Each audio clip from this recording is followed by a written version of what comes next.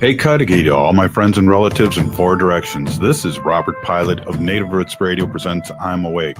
I'm here to ask you for your support. Finding honest Native-centered news is not easy. But with your support, we're able to provide accurate information about Standing Rock, Line 3, treaty violations, and COVID-19 in our Native communities. Please visit Native Roots Radio Network on Patreon and donate if you can. That's Native Roots Radio Network on Patreon. Pinigigi, and thank you for your support. The city of Minneapolis is now on Native Roots Radio with Minneapolis AIR. AIR stands for American Indian Relations.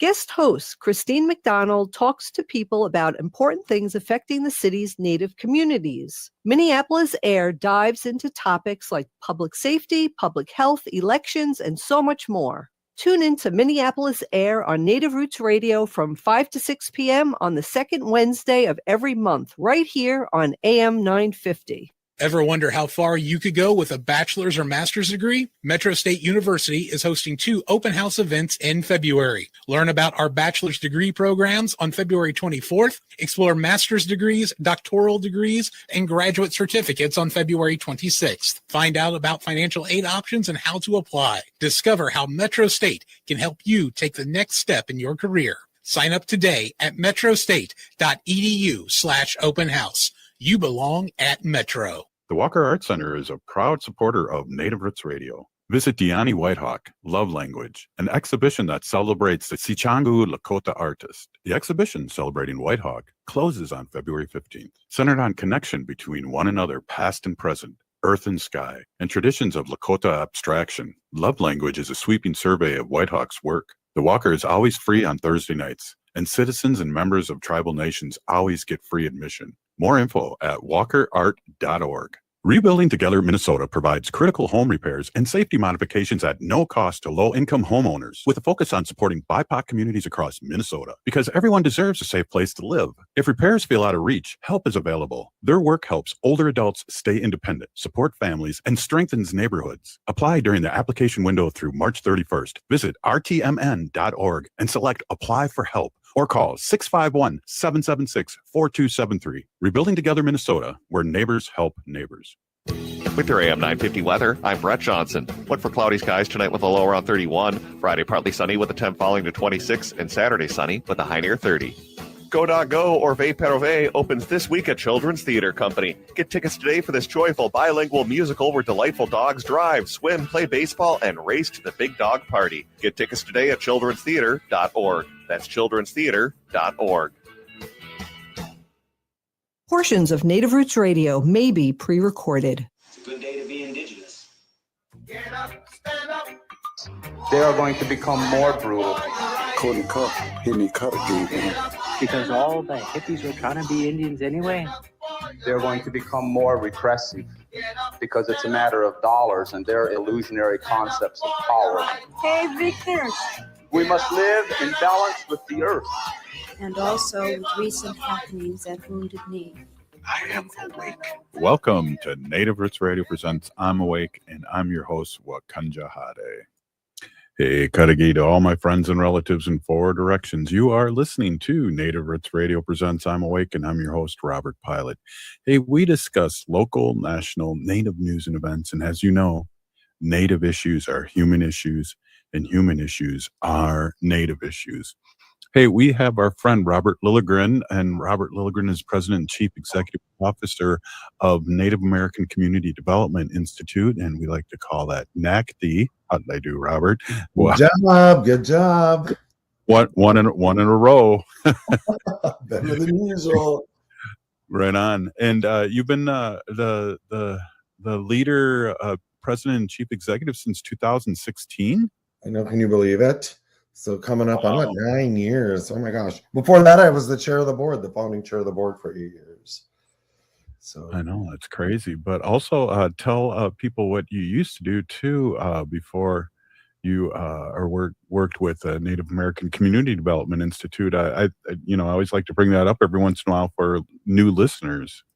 Yeah, I don't think I want to talk about my wild, crazy partying days back in my teens and early 20s. So maybe I'll fast forward to my 40s. So yeah, in 2001, I was elected to the Minneapolis City Council, first tribal citizen ever elected to office in the city of Minneapolis. Served there for 12 years as the vice president of the Minneapolis City Council. And that, I will tell you, that experience profoundly changed the trajectory of my life. It's interesting too. It's weird. I spend a lot of time in Minneapolis, and I live in St. Paul, and seeing the Greenway and thinking of you. I was talking to Wendy about that when we drove by the Greenway. So the Midtown Greenway, I assume, is what you're talking about. And so for folks who aren't from here, it's a railroad trench for most of the part, but a railroad tracks that were converted into a bike walk amenity, biking and walking amenity. Back in right around 2000, the first phase was done. It was done in 3 phases, and it goes all the way through the city, from the river, Mississippi River on the east, all the way to the lakes, the chain of lakes on the west. And it was really a transformational project. And I served on the board of the Midtown Greenway Coalition. That was the advocacy group that really pushed and had it built. Hennepin County, the county that Minneapolis sits in, was a big leader here. And I want to be really clear. My role in that was pretty minor, a board member and advocate. But I did live in the first phase, and it went through right in the heart of the city. There's an area called the Phillips area, the Phillips neighborhoods. They had been traditionally quite blighted, and consequently, it's one of the most diverse parts of the city, probably of the country, actually. There's just such an interesting mix and balance of different demographics there.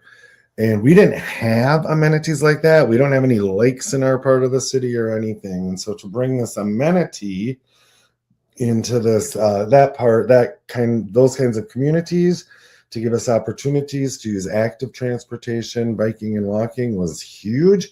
But the biggest deal, Robert, I will tell you, was it brought people who normally wouldn't come into that part of the city right into the Phillips area. And these were people who I think some of them probably avoided that part of the city because it experienced a lot of the conditions that blight brings, right? Low wealth, higher crime. And when they finished the first phase, it came just a few blocks into the Phillips area. Started from the west, which is kind of everything in the Twins in Minneapolis to the west is a little better and a little nicer, right? And so these bicyclists would come in the end of the first phase of construction was right by my house, right by it. And so I would see this all the time. So you get these bikers coming down the Greenway, and then you get to the end, and beyond that, it was just still a derelict railroad corridor. So they have to stop. And they would stand there, and they would put their hands up by their eyes and look down this corridor, like, I wonder what's beyond there. Like they were pioneers or something. What's there? You know? Did the old cigar, Native American cigar? Right. Something like that. But then the whole thing opened, and it was very transformational to that part of the city. And that, of course, was the part that I represented while I served on Minneapolis City Council. Well, also too, I've never asked you this, but I know you're a biker, and you were a biker back then too, right?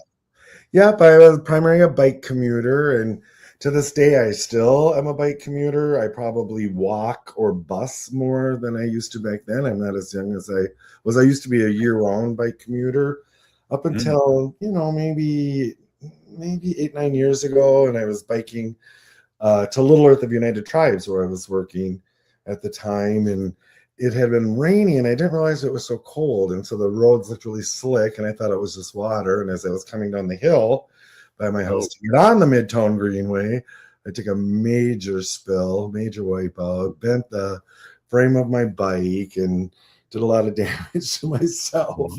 But I was like, okay, I don't bounce back as quickly as I did, when I was younger. So I made the determination then not to be a year-round bike commuter, but in the bike season, spring, summer, fall. That's my transportation mode of choice. Absolutely. Well, we got a lot of things going on in the community, and I wanted to talk a little bit. One of the things I wanted to ask you And I don't know if I gave the right answer, but a reporter from Indian Today was Indian asking me, Constitution? was asking me why I thought all these ICE people were in the direct area that they have been in, which is, a very diverse area and very close to everything that we, claim, feel Right. really cool about. Right. Yeah. So the area they're most active in, and that's been expanding over the last weeks, but it's right in the near South Minneapolis, just south of downtown. And a lot of it is within the Phillips area, the 4 neighborhoods of Phillips. And that's where our offices are, the American Indian Cultural Corridor. There's a very strong Native presence along Franklin, and Little Earth of United Tribes is just a few blocks south of there. And they are very active there. And who knows what goes on in the minds of the leadership of ICE and Border Patrol. But part of it is we shared that geography, the Native community, with a lot of new arrival communities, East African immigrants, Latino immigrants, and others. So there's just a proximity there. And of course, that's who ICE is focusing on. But I will say this, Robert, right after this ramped up, or this started ramping up in late November, December, and then the big surge at the beginning of the year and the ICE murders here. Of course, as a community, we're very good at protecting ourselves, our relatives, our non-Native neighbors. So we organized around protecting our geography, our part of the city. And it took, for me, I thought, okay, our darker skinned Native relatives are going to be most vulnerable. They probably look most like immigrants. And that's where I thought ICE's focus would be. But it just took a couple of days for me to realize that they are targeting Native people.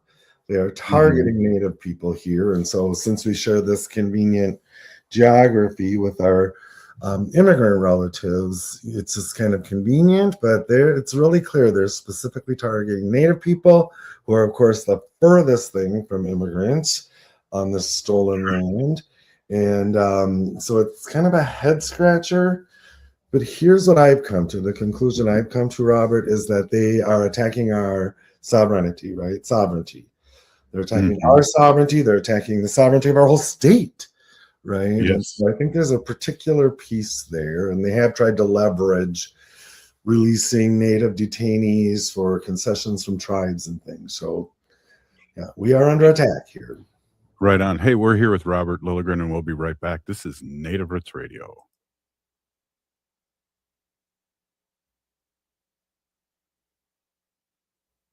Rebuilding Together Minnesota provides critical home repairs and safety modifications at no cost to low-income homeowners, with a focus on supporting BIPOC communities across Minnesota, because everyone deserves a safe place to live. If repairs feel out of reach, help is available. Their work helps older adults stay independent, support families, and strengthens neighborhoods. Apply during the application window through March 31st. Visit rtmn.org and select Apply for Help, or call 651-776-4273. Rebuilding Together Minnesota, where neighbors help neighbors. The city of Minneapolis is now on Native Roots Radio with Minneapolis AIR.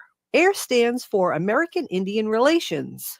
Guest host Christine McDonald talks to people about important things affecting the city's Native communities. Minneapolis AIR dives into topics like public safety, public health, elections, and so much more. Tune in to Minneapolis AIR on Native Roots Radio from 5 to 6 p.m. on the second Wednesday of every month, right here on AM 950. Ever wonder how far you could go with a bachelor's or master's degree? Metro State University is hosting 2 open house events in February. Learn about our bachelor's degree programs on February 24th, explore master's degrees, doctoral degrees, and graduate certificates on February 26th. Find out about financial aid options and how to apply. Discover how Metro State can help you take the next step in your career. Sign up today at metrostate.edu/open house. You belong at Metro. The Walker Arts Center is a proud supporter of Native Roots Radio. Visit Diani Whitehawk, Love Language, an exhibition that celebrates the Sichangu Lakota artist, centered on connection between one another, past and present,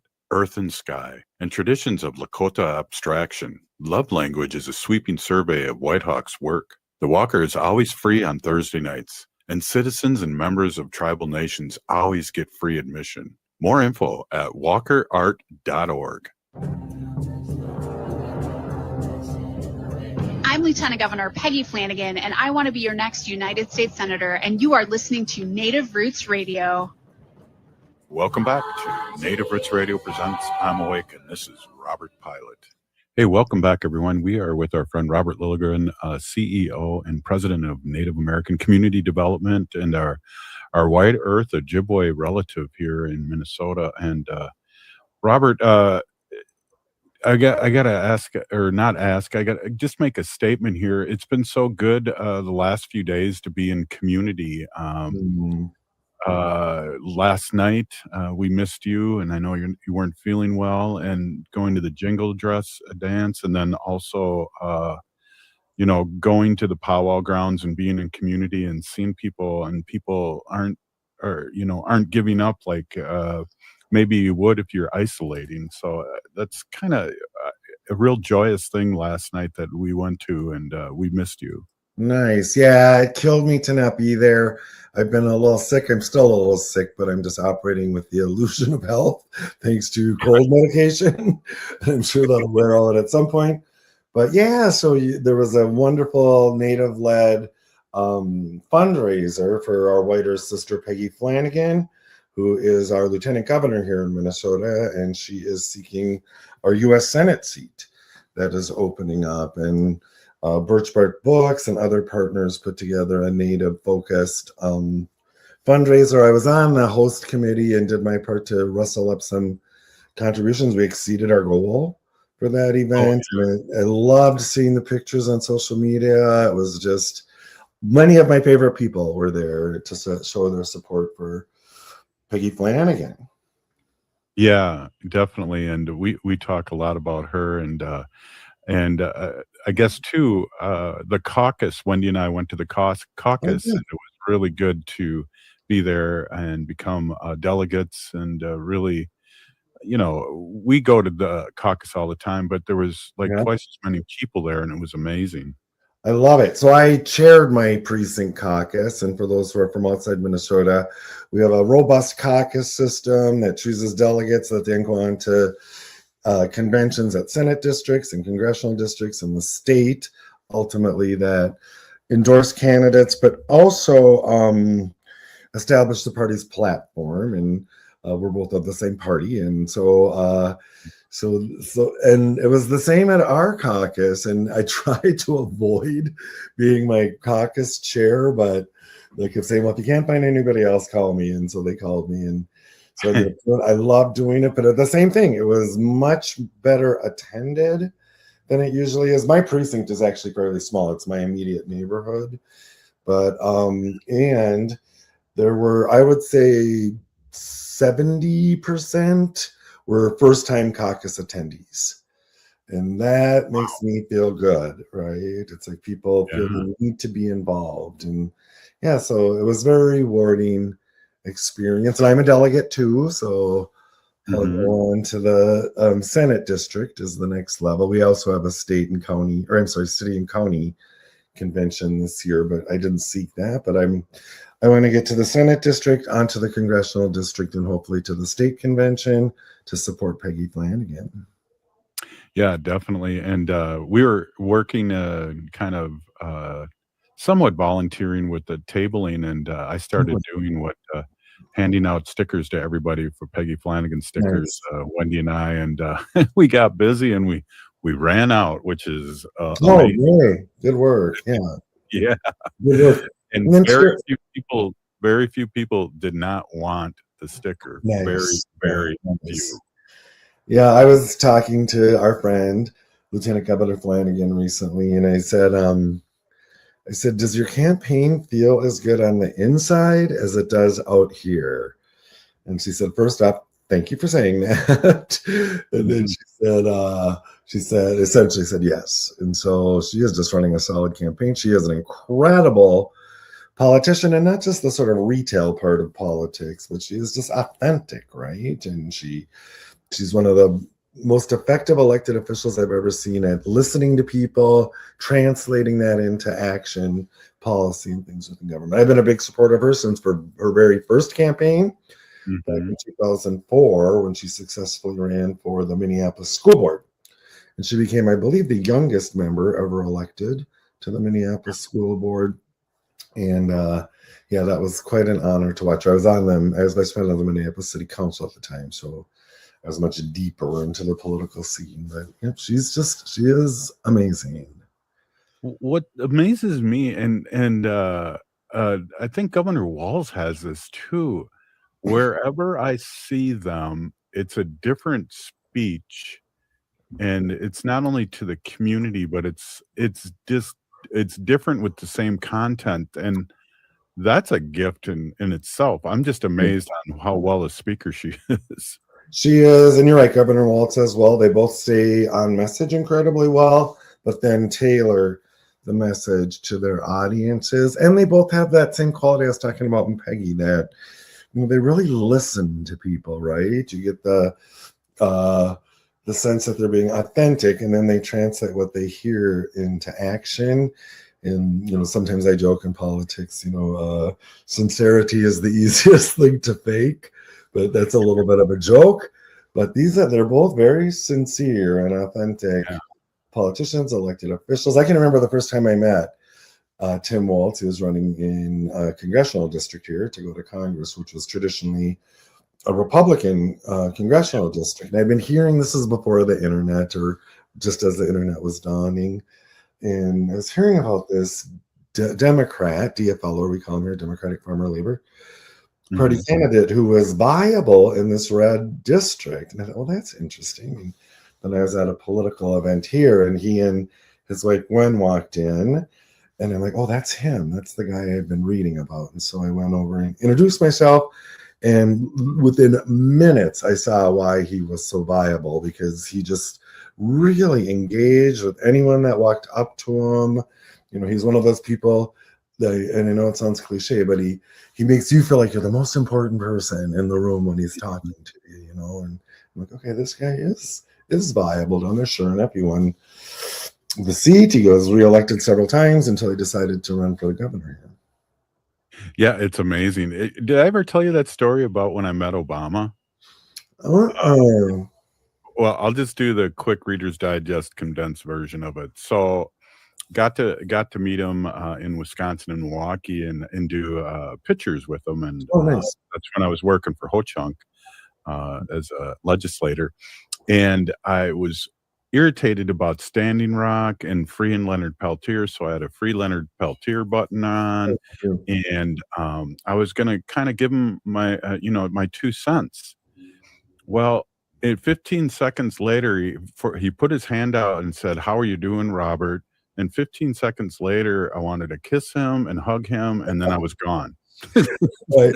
Well, I agree. So I had the privilege the dynamicness of him. Right. It was amazing. And same thing, my first experience was when he was still a senator, and he was here meeting with different groups of potential supporters. And so there was elected officials. I was part of that. Environmentalists and labor were the 3 big groups. And then he was doing an appearance here. And he came into our group of elected officials. There's maybe 15, 20 of us. And he said, I'm going to go around the room, a circle. We were in a circle. And he said, I want you to ask me a question that you need answered. So when you leave here today, you'll be my supporter. And he just went right around the room, and he did the same thing. I introduced myself, Robert Lilligren, Vice President of Minneapolis City Council, citizen of the White Earth Ojibwe Nation. And then he said, okay, Robert. I asked my question. And he said, okay, Robert. And he said my name, and I was kind of the same way. I'm like, yeah, I'll support you. I'll support you. I was going to be salty with him, Robert, and I ended up wanting to kiss him. Right. I love it. Then at that year, I ended up being a delegate to the Democratic National Convention. So where Obama was given the nod for the first time, and it was just incredible. It was like history all around you. It was amazing.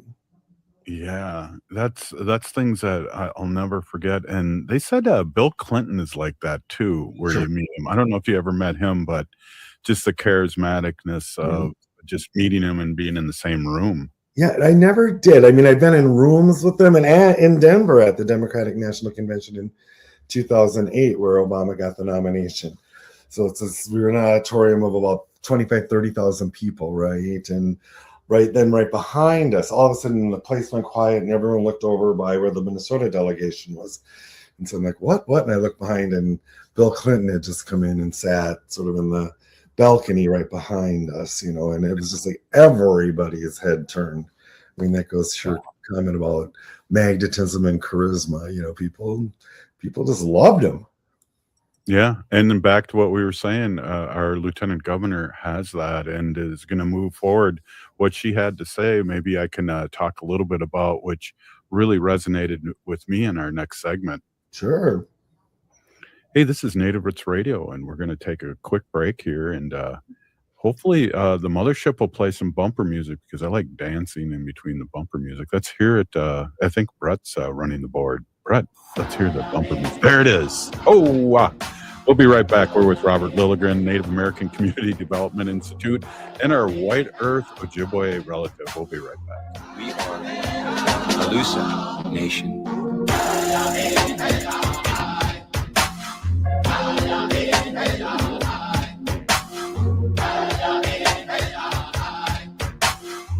We are Alusa Nation. Thinking about college? Consider Minnesota private colleges. These 18 nonprofit institutions keep the focus on students with small classes and professors who will get to know you. You'll find students from all backgrounds, and no two colleges are alike. And when it comes to cost, they're more affordable than you think. Find the college that's right for you at mnprivatecolleges.org/possible. That's mnprivatecolleges.org/possible. The Walker Arts Center is a proud supporter of Native Roots Radio, rooted in Lakota aesthetics of geometry, color, and pattern. Deani Whitehawk's abstractions are rich in meaning, honoring generations of Native artists. Explore her wide-ranging practice, including vivid beading paintings, sculptures, and video installations in Deani Whitehawk's love language. The Walker is always free on Thursday nights, and citizens and members of tribal nations always get free admission. Plan your visit and get tickets at walkerart.org. The city of Minneapolis is now on Native Roots Radio with Minneapolis AIR. AIR stands for American Indian Relations. Guest host Christine McDonald talks to people about important things affecting the city's Native communities. Minneapolis AIR dives into topics like public safety, public health, elections, and so much more. Tune in to Minneapolis AIR on Native Roots Radio from 5 to 6 p.m. on the second Wednesday of every month, right here on AM 950. Oh, this is Robert Pilot. For Native relatives, healing is more than just sobriety. It's reclaiming Indigenous masculinity as a sacred, balanced force. Join Hunter Thundercloud for Native Roots Radio presents Controlled Fire. We explore how personal recovery uplifts our communities. It's time men step back into roles as mentors and spiritual leaders. Recovery is collective, and it starts with us. Tune in the first and third Wednesday of every month at 6 p.m. for Native Roots Radio presents Controlled Fire. Let's tend the fire together.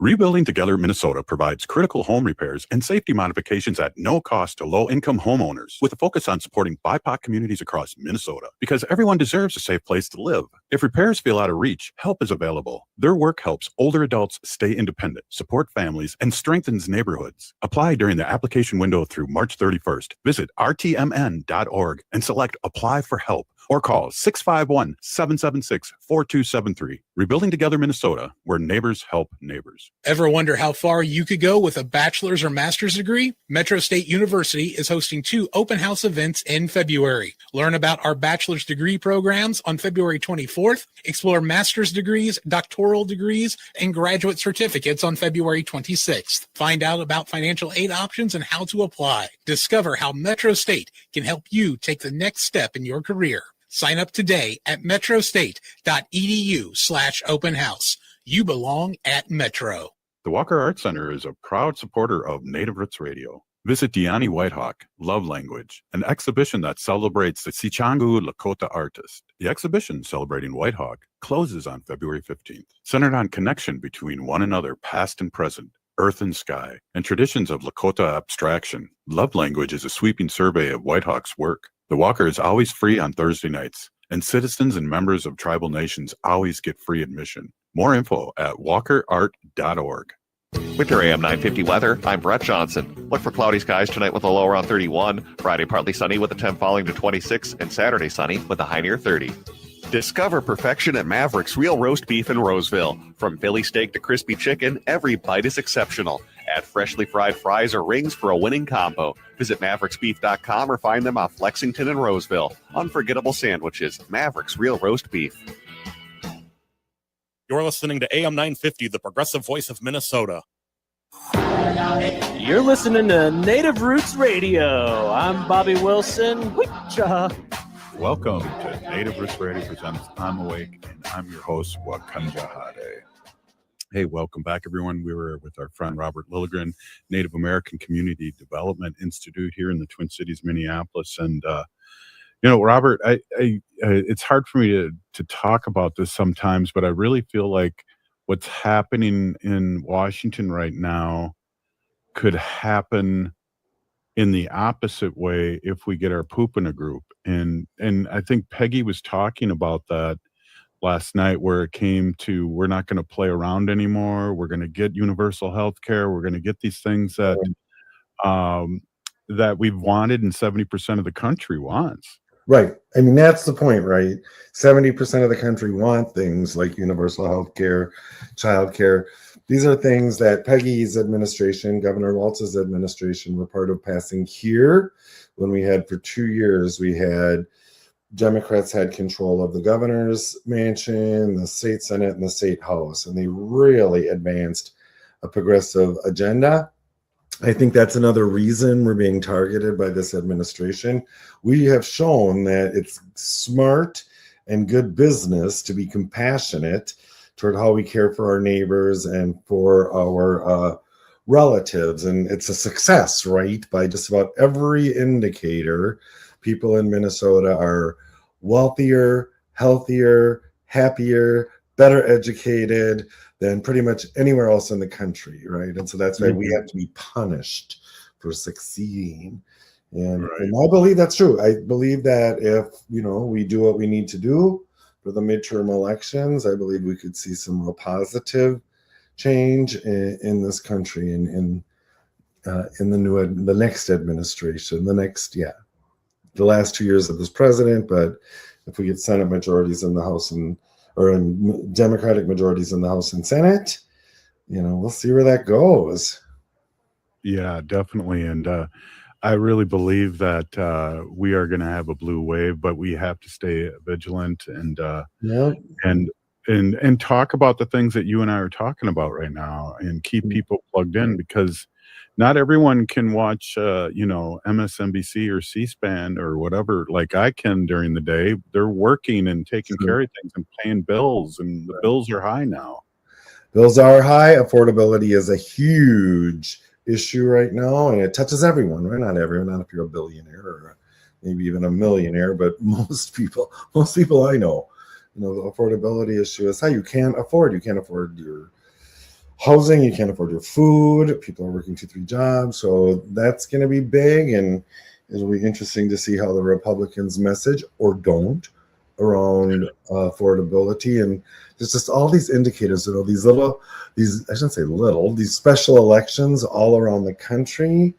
And from, everyone or political junkies like me and probably you are just zeroed in on those because they're going incredibly well for Democrats. And just last week, there was a special election for a state legislative seat in Texas where a Democrat won by 8 points, but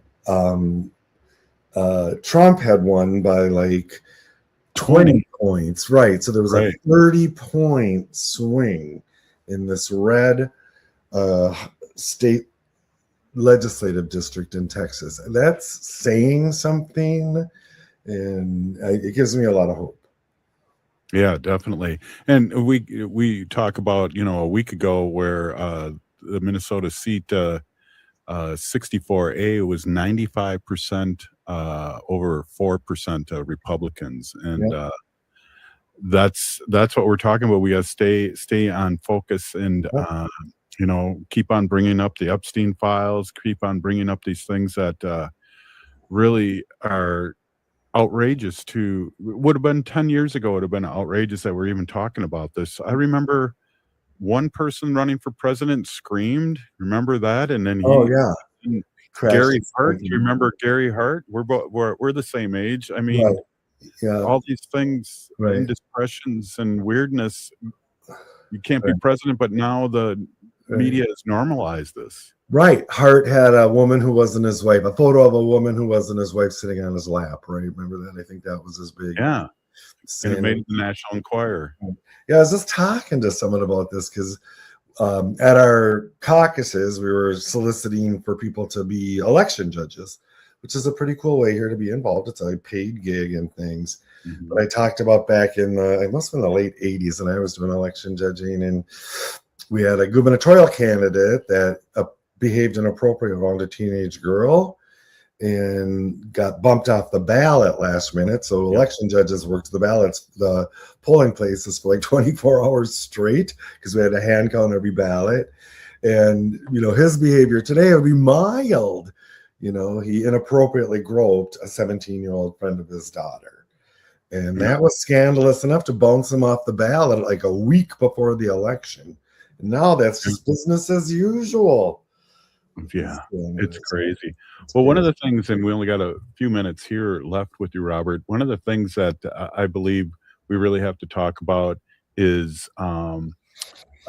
mail-in and not be afraid to go to the polls and mail in and go there, vote before the election and make sure that you're able to vote. And we got to really, because they're going to be out there looking all icy at these election places. You can bet.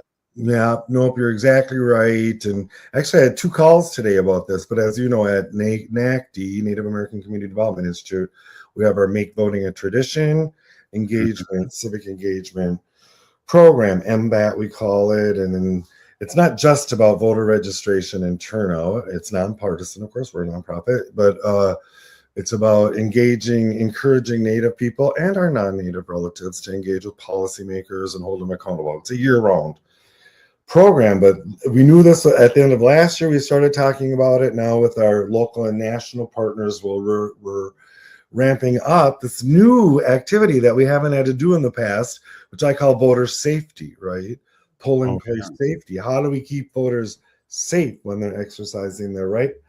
I never thought we'd have to work in that kind of area, but it's very real right now. Yeah, and I believe, when we speak and we get closer to the election, we really need to amplify what people need to do and how they need to be prepared. But right now, we don't know as yet because the federal government wants to take over the elections and all these things. Right. Our president is talking about federalizing the elections, and that means, of course, taking over, like you said, and for election safety and security. And it's in the Constitution that states run elections. Our state runs incredibly clean elections. We have usually the highest statewide voter turnout in the country. Mm-hmm. I think we fell 1 spot last election cycle, but people have high confidence in our elections. And what the federal feds just did down in Georgia and the county that Atlanta's in, they seized ballots. These ballots have been counted multiple times, and no inaccuracies or frauds have been discovered. But they're gonna. I have low trust in this federal administration, so I wouldn't be surprised if they try to manufacture some kind of evidence. But it's going to be rough. It's going to be rough with election cycle. Well, and again, what I really appreciate too is like Wendy and I have been in community was the caucus and then last night, and we feel better because there's a lot more people. And it's funny, Robert, Wendy and I were talking about this too, is that, with a lot of our battles, we have a lot of, white allies battling with us. Right. But now they've joined the fight, and it's just been exciting to see. It's been exciting to see. It's encouraging. And I also feel that, Here in Minneapolis, we've had a lot of rough times recently. George Floyd was murdered. The city turned into violent protests then. But within the Native community, we stepped in and decided to protect our Native relatives, our non-Native neighbors, their assets with people power, not violence, not boarding up buildings. And we were incredibly successful. Almost no damage on the American Indian Cultural Corridor. Little Earth of United Tribes defended itself beautifully. And now I see the whole city, comparing this to what happened after George Floyd, our whole city, it's grim here, but people are determined to resist, to stay peaceful, prayerful. And I really believe that this is indigenous behavior and values kind of moving concentrically out and more broadly. And I got to do more thinking around this, and sort of connect some dots. I'm already connecting some, but I feel like Native people, indigenous people have something to teach the broader community. And to your point, I think the broader community is willing to listen and learn. Yeah, well, we learned it from Standing Rock too. And Right. When we had our dogs, Wendy and I, and we weren't going to cross the bridge on Thanksgiving weekend, they had a bridge that goes across to Turtle Hill, and all the police Yep. were there, and they were going to go across. And well, we were 200 yards away. We got closer. We wanted to see what was going on, but we weren't going to protest. The next thing you know, we're crossing the bridge with our fists. Right on, good for you. Yeah. That being at Standing Rock, even briefly, profoundly impacted how I do my work. It was a lesson, right? And I think here we're living that lesson today. Yeah, definitely. Yeah, and that peaceful protesting and people getting hit with water cannons, dogs, all those things, and not fighting back. We've learned that, and what we also learned too. Even Standing Rock's been 10 years ago, but we have better cameras now. Right. Very good cameras. And yeah, I'm very proud of what's happening here. I mean, just for folks who aren't here, it's hard. It's bad. It's worse than you're seeing on TV. We are living under violent federal occupation. People are getting violently assaulted, pulled out of their cars, pulled out of their homes. I just saw some video talking about cameras where they broke a glass door to an apartment building. ICE did, and went in and were pulling people out of their apartments. That's our reality here. Mm-hmm. And I'm so proud of our Native relatives and our non-Native allies, and that we're not taking the bait, right? We're remaining peaceful, prayerful, based on our values. A lot of ceremony going on Yeah. in the community, and yeah. Well, we only got a minute left, Robert. I really appreciate it. I know you're under the weather coming on. How can people, we have people listen to us all over the country. How can people support what's happening at the powwow grounds and what's happening with Native American Community Development Institute and MUD? Yeah, great. The outpouring of support has been incredible. There's a number of places people can tap in. Powwow Grounds Coffee Shop website, Indigenous Protector Movement. People can contribute. The place I've been sending people lately is to we have a leadership forum here called Metropolitan Urban Indian Directors, MUID. MUD is what we say. And at the Facebook page, the MUD Community Group, we're trying to keep that as updated as possible in ways that people can help, and what kinds of contributions and donations are needed, what kind of healing activities are going on around the city. So there isn't, unfortunately, just one place to tap in. If you Google Minnesota Native American organizations, you probably get a bunch, but I would recommend as a place to start for people who are on Facebook, go to the MUD community, MUID community page on Facebook. Robert, thank you so much for coming on, and I hope you feel better. And we really, really missed you last night, but there's going to be more where that's coming from, and it's going to be a long election. So a big Pinigigi, thanks again for coming on. As always. Everyone. Hey, we'll be right back. We're going to be with Wendy and talk about our sacred animal update. Stay with us. Oh.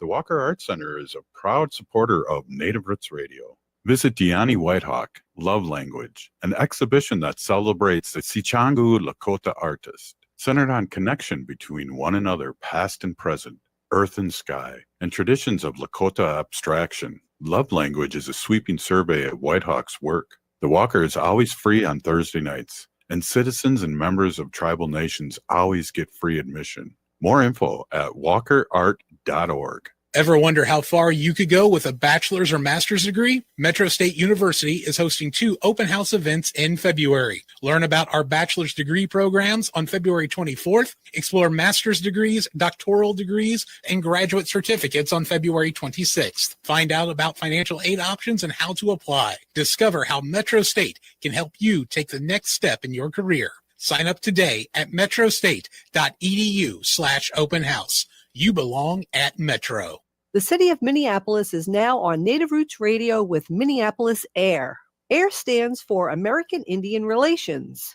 Guest host Christine McDonald talks to people about important things affecting the city's Native communities. Minneapolis AIR dives into topics like public safety, public health, elections, and so much more. Tune in to Minneapolis AIR on Native Roots Radio from 5 to 6 p.m. on the second Wednesday of every month, right here on AM 950. Rebuilding Together Minnesota provides critical home repairs and safety modifications at no cost to low-income homeowners, with a focus on supporting BIPOC communities across Minnesota, because everyone deserves a safe place to live. If repairs feel out of reach, help is available. Their work helps older adults stay independent, support families, and strengthens neighborhoods. Apply during the application window through March 31st. Visit rtmn.org and select Apply for Help, or call 651-776-4273. Rebuilding Together Minnesota, where neighbors help neighbors.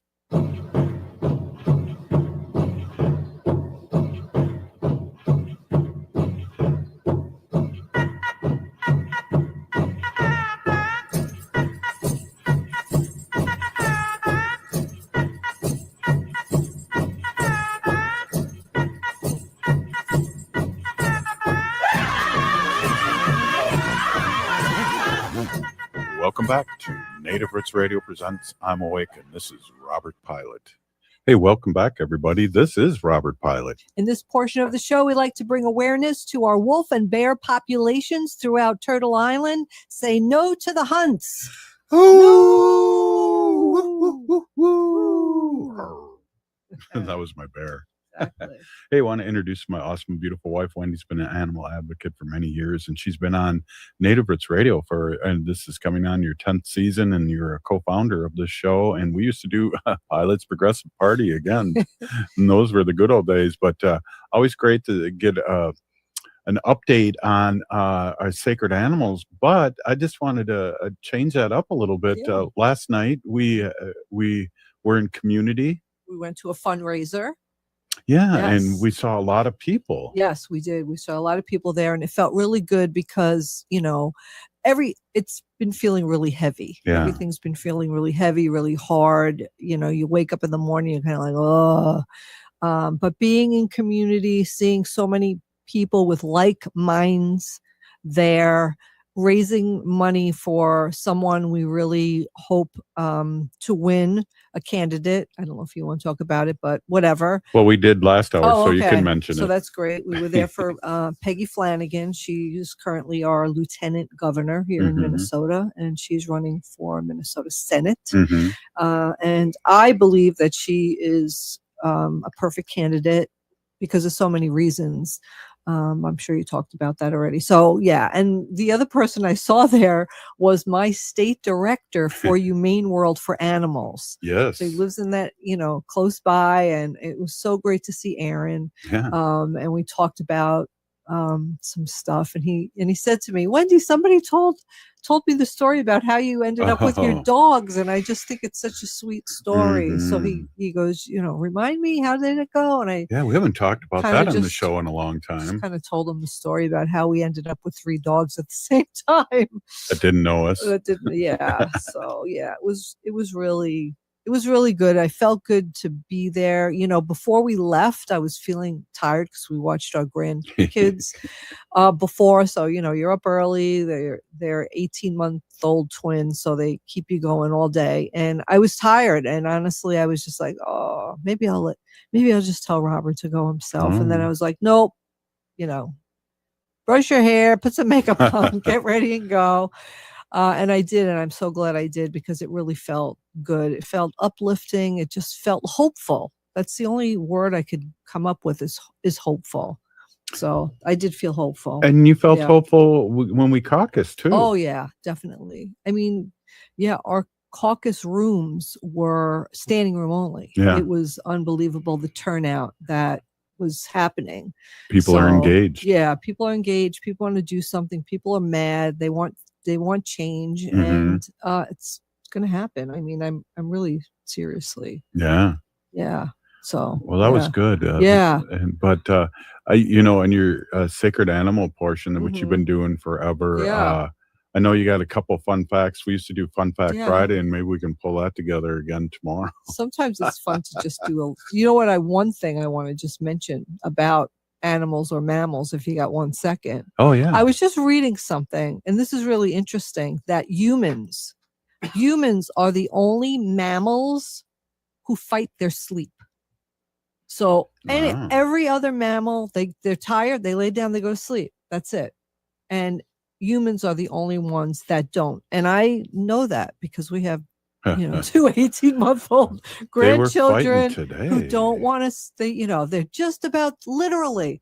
It's like, oh my God, they're going to sleep. Their eyes are just about to close and they pop them open and stand up. It's like, oh my gosh. That's exactly And as an adult, I fight my sleep all the time. It's just like, let me watch one more episode of, The Pit, or, let me scroll on Facebook more, so we do that to ourselves. It's really hard for me, I know, to just say, oh, I'm really tired and just go with it, Yeah. We should be more like our animal mammals who just succumb to the sleep, Mm-hmm. get a restful sleep, and then just do it. Yeah. That is so funny. They eyes pop open and they jump up, and that is literally what they do. Exactly what they do. I'm not even exaggerating. I'm not even. And Summer, she's just they're both just adorable, but she'll like up. That's what she'll say. She'll say up. She's going up. Oh my gosh. It's crazy. And it's just, I don't know. Yeah. It's really hard to. It's hard to be a grandparent Well, when there's two of them. They're so funny. They said our names for the first time today. That were clear. It really warmed my heart. It was really, really warmed my heart. They know us, Right. whereas I go by Nona, which is like a really, really old fashioned name for grandma in Italian. Robert goes by Choka, which is grandfather and Ho-Chunk. Yep. So that's what we go by, Nona and Choka. And the kids know us. Like they'll point where we are. Yeah, right. exactly. I mean, they know Nona and Choka. They know us. But they really haven't said our names yet out loud. I'm saying to them, you guys could say no. All you have to do is say nah, no nah. Mhm. That's easy. Well, they're both kind of mumbling, and then when we heard yeah. a clear Nona, Yeah, it that's was really for sure. cute today. And And she said, Choka's a little harder to it say. sounded like she said caca, like caca. Coca. Yeah, coca something, but it was really, really cute. I like how she And, says, because you have in their the former studio, you have in their nursery, all these paintings that you've done with animals, Yep. and they can say them all and they sign them. Yep. But I like the way she says cow. She goes, yeah, so they all learn their animals. I have some farm animals and I have some jungle animals, and then 2 mice. So there's a little variety of animals in their nursery, and they're all paintings that I've done. Yeah.